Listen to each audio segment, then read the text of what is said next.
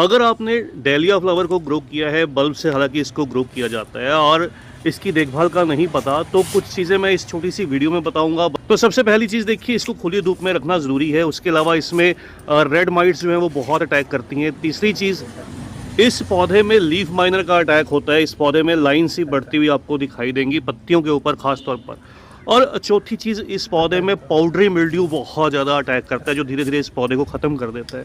तो सफ़ेद सफ़ेद से डॉट आपको प्लांट की लीव्स पर गिरे हुए दिखाई देंगे। इसलिए इस पौधे पर फंगीसाइड और इंसेक्टिसाइड का जो स्प्रे है हर 15 दिन में ज़रूर कीजिएगा। पौधे को खुली धूप में रखिए और